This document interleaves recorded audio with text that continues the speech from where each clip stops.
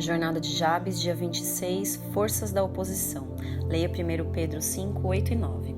Na época retratada na Bíblia, leões selvagens ainda perambulavam pelas moitas ao longo do Jordão e nas áreas desabitadas das regiões desertas e nas montanhas.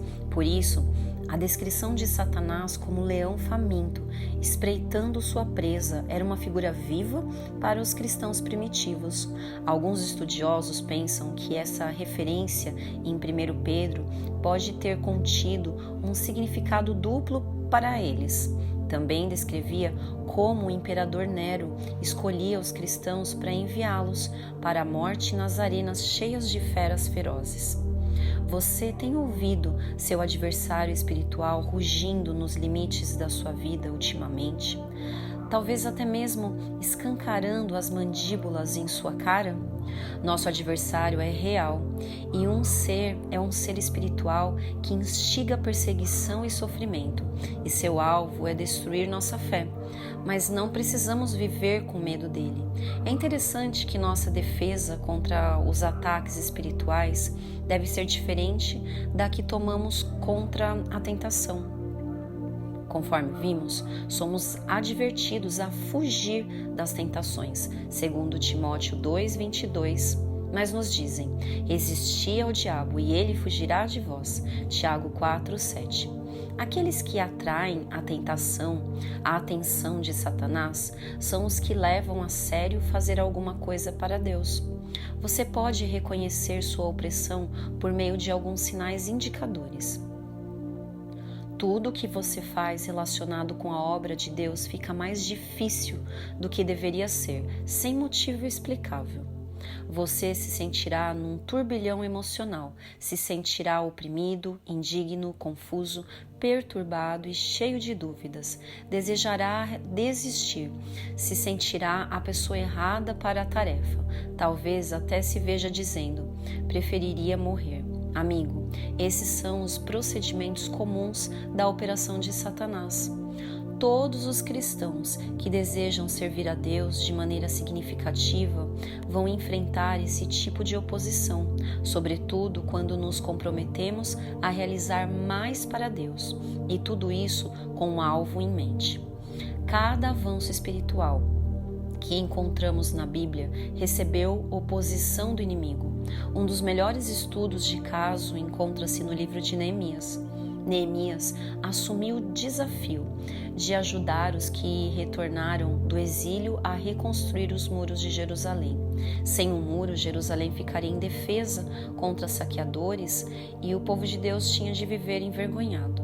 Neemias 2:17. Nos 6 primeiros capítulos do livro, a missão de Neemias para Deus e o país foi exposto ao ridículo.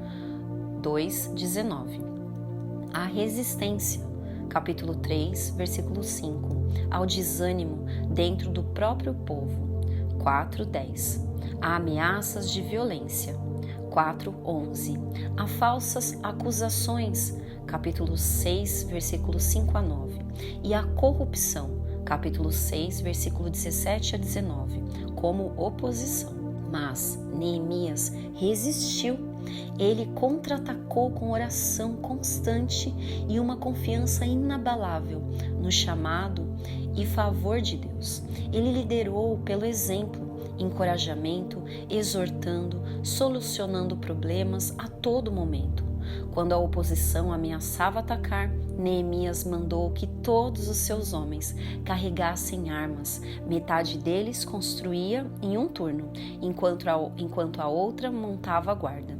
Dessa maneira, prosseguimos o trabalho, ele relata, com metade dos homens empunhando espadas, desde o raiar da alvorada até o cair da tarde.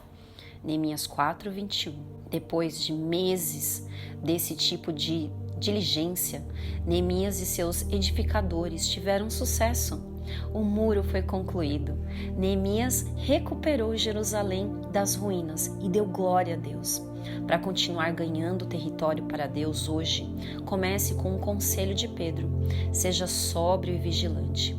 O registro das vitórias e lutas em seu diário de Jabes é um poderoso instrumento para isso. A sobriedade vem do reconhecimento dos fatos sobre seus vorazes oponentes espirituais e atrai para si a suprema proteção e o favor de Deus, além da armadura completa disponível para a guerra espiritual. Efésios 6, 11 a 13.